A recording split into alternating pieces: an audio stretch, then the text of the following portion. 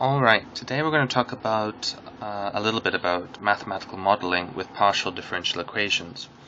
So basically I thought today we could sort of classify certain partial differential equations, specifically with how to classify linear second order partial differential equations. So these ones are probably the most useful equations that you'll see used in applied mathematics. And here's the general form. So you'll see that I've highlighted certain portions of the equation. These are the ones that we're actually interested in. Everything else is just extra. We could actually almost ignore them if you wanted to, but just to let you know that they're there. Alright, so the most important thing are the things in blue. Those are the things we're actually going to use. What we actually want to know, though, is where they're attached to. So those are how we identify them, what's A, what's B, and what's C. So A is always attached to d squared over dx, B is attached to d squared over dxy, or dy dx, and C is attached to d squared over dy squared. So why do I point these out? Well, it's part of this formula. This is called the discriminant. It's delta of xy, and we're actually going to use that to help us identify what an equation is in terms of its space in R2. So let's just get right into it. So if a partial differential equation is hyperbolic, that means that at all its points in R2 the discriminant is greater than 0. Alright? The second one is if it's parabolic. If it's parabolic, then all its points in R2 equal 0. And thirdly and lastly, it's elliptic if all the points in R2 are less than 0. Alright? And these are the only three classifications that we really need, because this covers all of our bases, right? So, the last thing is I just want you to note that a partial differential equation can have one of these situations, both two situations, or all three of these situations. It's not exclusive to just one. Particularly if you're looking for just when you'll find these particular situations. Usually you'll find one when it's all constant real numbers. Two generally happens when you have a line, and three usually happens when you have an inside and an outside. So like if you're talking about a circle or a parabola where there's an inside of the function and the outside of the function. And we'll get more into that once I have a problem. So, right. So, here's our problem. Determine the region of all points at which the partial differential equation, voila, is hyperbolic.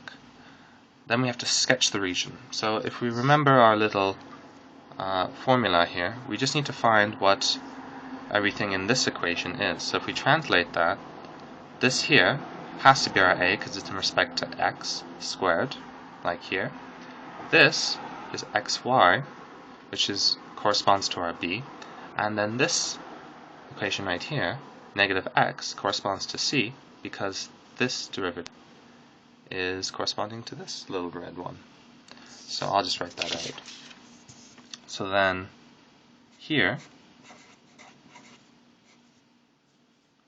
A is equal to y, B is equal to negative x minus y, and C is equal to negative x. Alright? So now we just have to plug it into our discriminant. X, y is equal to b squared minus 4 times ac, which that is equal to, so b squared is just negative of x minus y squared, right?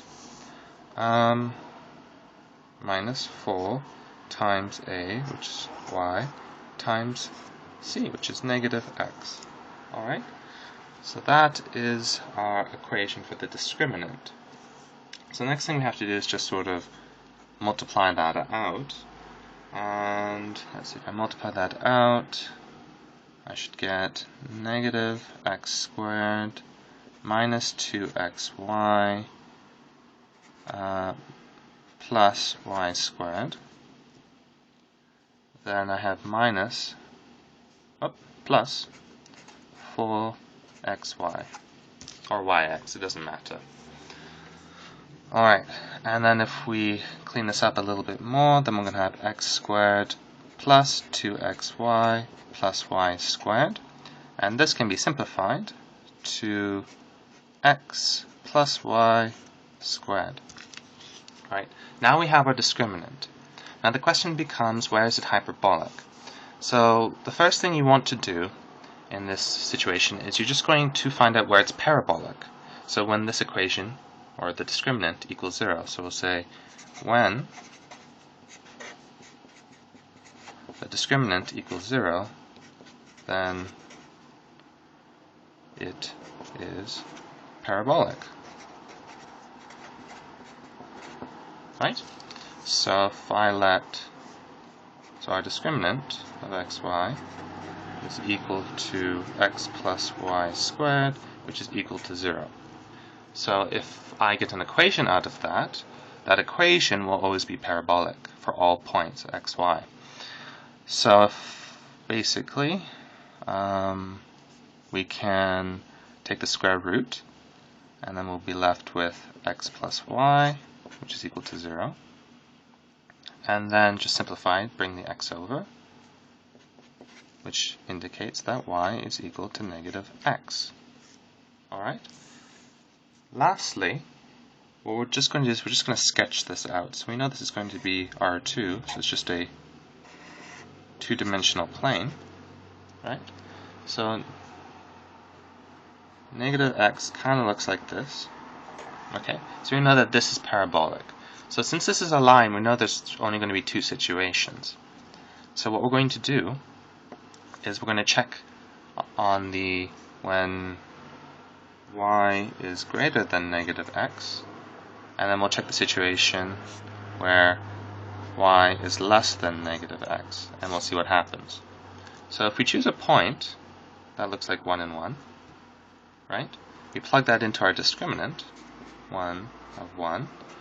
That would give us 1 plus 1, which is 2, and 2 squared is 4, which is greater than 0. So we know that this region here is hyperbolic.